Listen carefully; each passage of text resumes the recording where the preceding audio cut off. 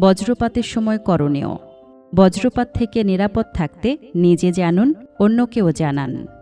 April থেকে June মাস পর্যন্ত বজ্রবৃষ্টি বেশি হয়, তাই ঝড় বৃষ্টি শুরু হলে ঘরে অবস্থান করার চেষ্টা করুন। ঘন কালো মেঘ দেখা দিলে ঘরের বাইরে না যাওয়াই ভালো।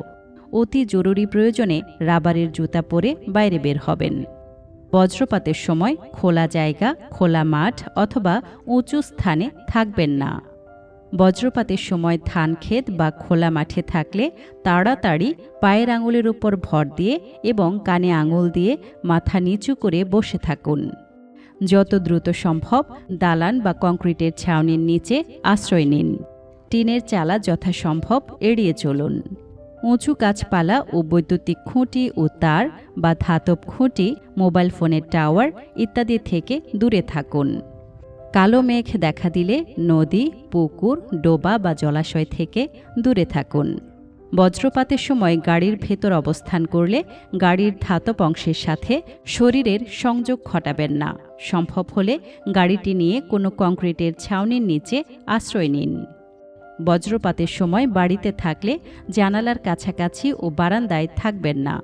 জানালা বন্ধ রাখুন এবং ঘরের ভেতর বৈদ্যুতিক সরঞ্জাম থেকে দূরে থাকুন।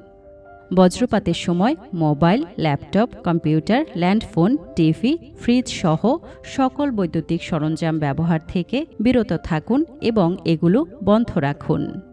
বজ্রপাতের সময় ধাতব হাতলযুক্ত ছাতা ব্যবহার করবেন না। জরুরি প্রয়োজনে প্লাস্টিক বা কাঠের হাতলযুক্ত ছাতা ব্যবহার করতে পারেন।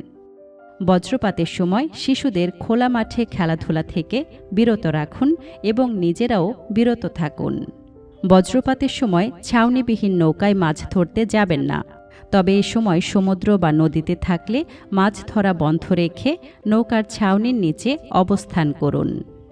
বজ্রপাত ও ঝড়ের সময় বাড়ির ধাতব কল, সিঁড়ির ধাতব রেলিং, পাইপ ইত্যাদি স্পর্শ করবেন না। প্রতিটি বিল্ডিংয়ে বজ্র নিরোধক দণ্ড স্থাপন নিশ্চিত করুন।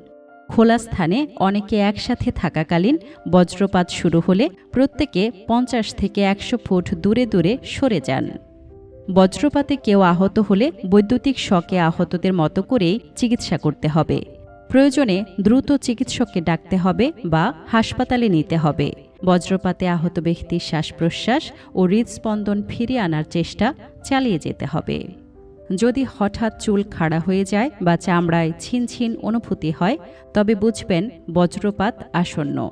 সেক্ষেত্রে মাটিতে শুয়ে না পড়ে পায়ের উপর ভর দিয়ে হাঁটু গেড়ে মাথা নিচু করে বসে পড়ুন।